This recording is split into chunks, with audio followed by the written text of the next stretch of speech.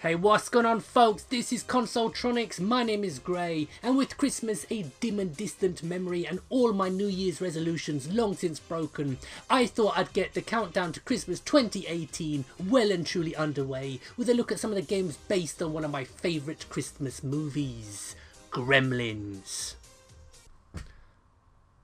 Does anyone remember those Steve Jackson, Ian Livingstone fighting fantasy game books? Because that's essentially what we have here in Gremlins The Adventure. Which seems an odd choice of style, but this genre of choose your own adventure type games was very popular in the early days of microcomputers. And this one's got pictures. Thank God.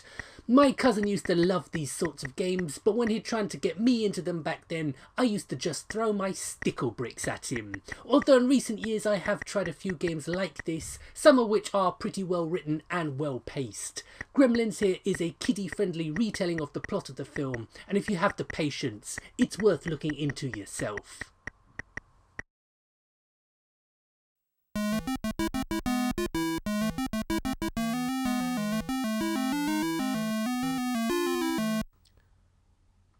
Just in case you found the last game a little too highbrow for your tastes, it wasn't the only Gremlins title on the market. This Atari 2600 rendition of the hit movie seeks to stay true to the source material by recreating those classic scenes we all remember, like when that bald-headed geezer had to catch all the falling mogwai and then shoot the waves upon waves of gremlins before walking off into the sunset with Phoebe Cates.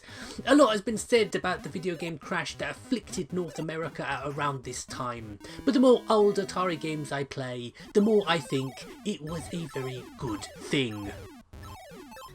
All but forgotten Japanese developers Sunsoft, hot on the heels of the success of their Batman licensed games a year earlier, would prove lightning can strike twice with their 1990 NES offering based on the love it or hate it self-parodying sequel Gremlins 2 The New Batch. Stupidly difficult, at least I always thought so myself, but playable and enjoyable enough to keep you plugging away regardless, as you guide Gizmo through the enemy infested levels of the Clamp Cable network. Good stuff.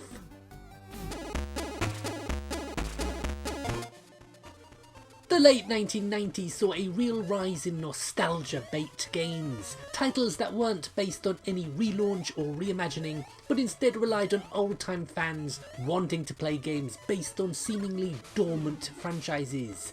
E.T. was released on PS1, a new Indiana Jones adventure came out for PS2 and Xbox, and Game Boy Color owners were treated to this, Gremlins Unleashed. A full 11 years after the last movie, and only being available in Europe meant that it never found an audience, which is a shame because when all's said and done, it's actually not that bad.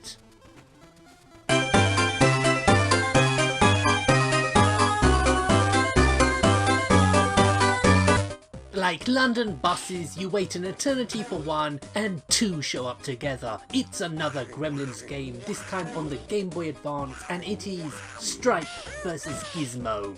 A weird one where you can be the baddie for a change, should you so desire.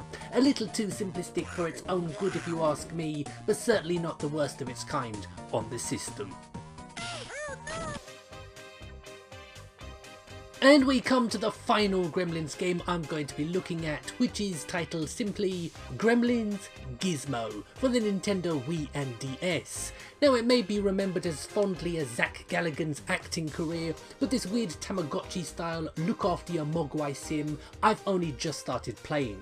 So you can watch this trailer footage, but the part where you have to follow the rules of not getting him wet and not feeding him after midnight, I'm going to keep playing until I see.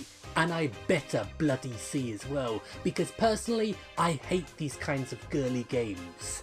So wish me luck folks, I think I'm going to need it.